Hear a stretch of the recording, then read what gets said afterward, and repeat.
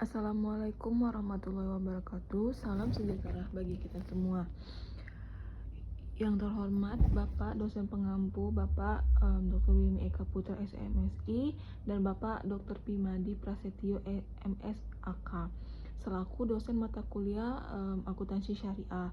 Perkenalkan, nama saya Sakira Fadila dengan NIM C1C023007 yang akan menjelaskan atau memaparkan materi mengenai kerangka dasar penyusunan dan penyajian laporan keuangan syariah serta konsep dasar akuntansi menurut AAOV dan pemikir Islam.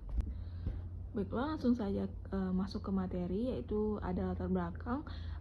Penyajian laporan akuntansi syariah telah diatur dengan pedoman standar akuntansi keuangan syariah atau PSAK dan pedoman akuntansi perbank syariah Indonesia atau PAFSI.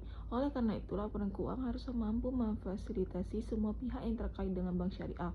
Kekurangan perhatian PSAK dan PSI dalam masalah syariah juga terdapat dalam hal fungsi laporan keuangan memfasilitasi DPS untuk memeriksa dana halal yang diterima oleh bank.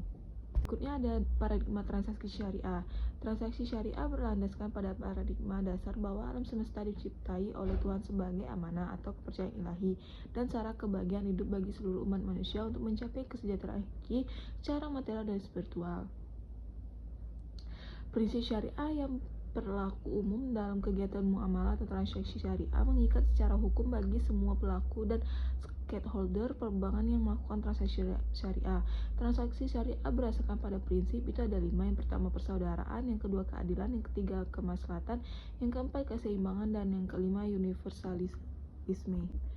Prinsip keadilan adalah esensinya menempati sesuatu hanya pada tempat, yang memberikan sesuatu hanya pada yang berhak, serta memperlakukan sesuai posisinya.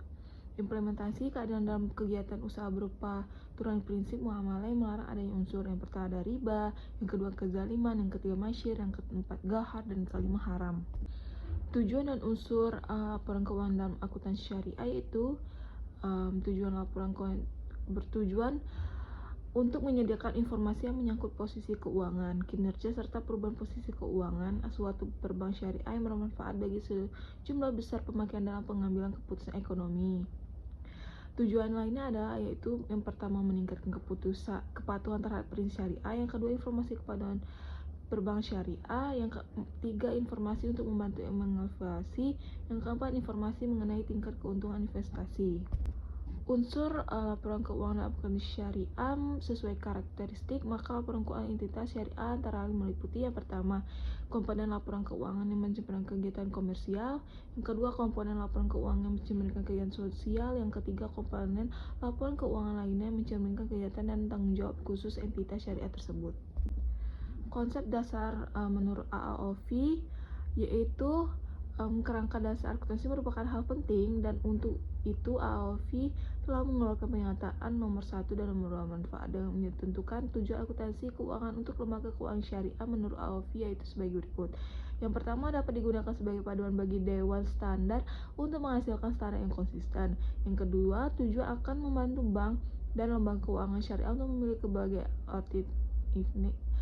alternatif metode akuntansi pada saat standar akuntansi belum mengatur. Yang ketiga, tujuan dan akan membantu memandu manajemen dalam membuat pertimbangan.